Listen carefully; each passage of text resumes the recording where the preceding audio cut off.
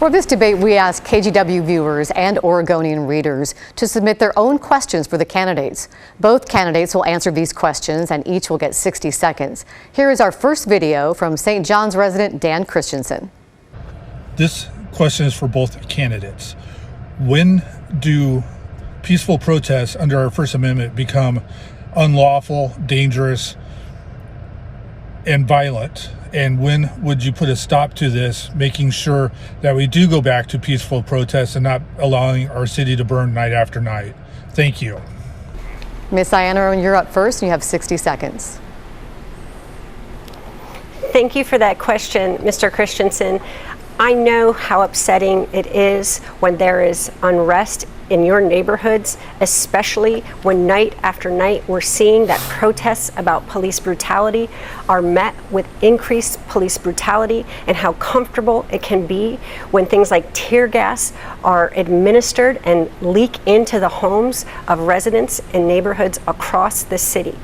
The answer to addressing the issue that's happening in our streets is to standing alongside these young Black Lives Matter leaders, meeting with them, talking with them, working with them on these issues, and making progress toward real reform. I condemn violence in all forms, I always have, but we must know that the answer to protests about police brutality cannot be increased police brutality. I'll give you just a few more seconds, Ms. Iannarone, because I think he also wanted to know, where do you draw the line between peaceful protests and when they become into criminal activity?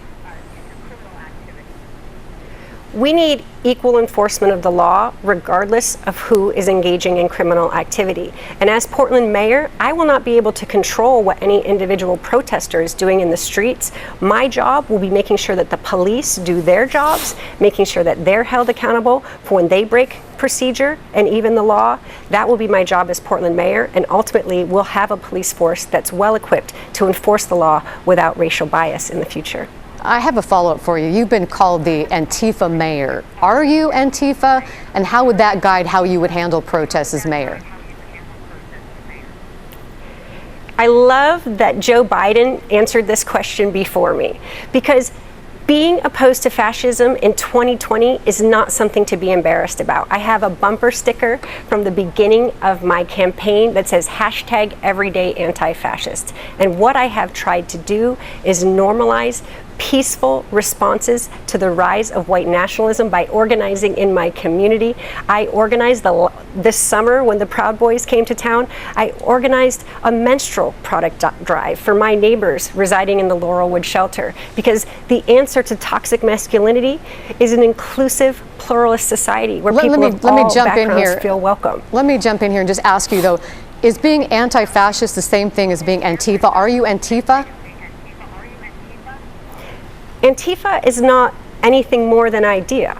That's what Vice President Biden explained to us. It's people who oppose anti-fascism. And I strongly oppose anti-fascism, and I adopt and implement peaceful responses to that. And that is how I describe my position on this issue. Donald Trump has decided to make the enemy of groups of people who oppose his bullies and his militia forces. But I'm not going to be caught up in that rhetoric, because it's false. It creates division in our society. It creates division in our city, when what we need is every single Portlander faced in the right direction, saying hate is not welcome here. Thank you. Mayor Wheeler, I'm going to read Mr. Christensen's question again for you. When do peaceful protests under our First Amendment become unlawful, dangerous, and violent? And when would you put a stop to this, making sure we go back to peaceful protests, not allowing our city to burn night after night? All right, well, let's start with the bigger picture. And the bigger picture is our nation and our community are going through a national reckoning around racial justice and equity, and there's calls for common sense police reforms. And tens of thousands of Portlanders have taken to the streets, joining millions of people around the country, and we should support this. This is an important movement, it's an important time, and I certainly embrace it. On the other hand, there are people who've been engaged in nightly violence and criminal destruction. And leaders should say unequivocally that violence will not be condoned. And for those who are engaged in active violence or criminal destruction, regardless of their political beliefs, they should be held accountable for that violence and criminal destruction, period. And when it comes to police reform, of course, I support police reform. And that's one of the reasons that my colleagues and I on the City Council are referring an overhaul of our accountability and oversight mechanism to the November ballot.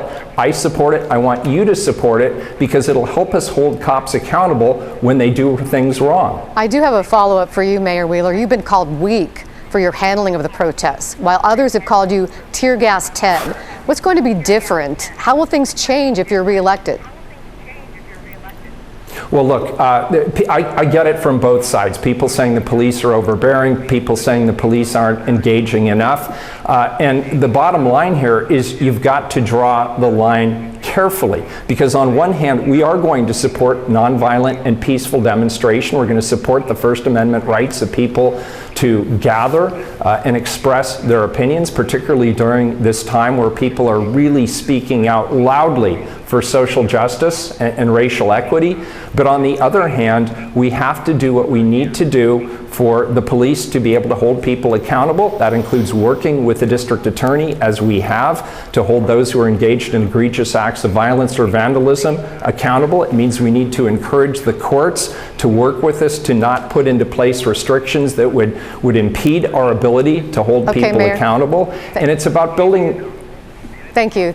We're going to go on to the next question now. Everton?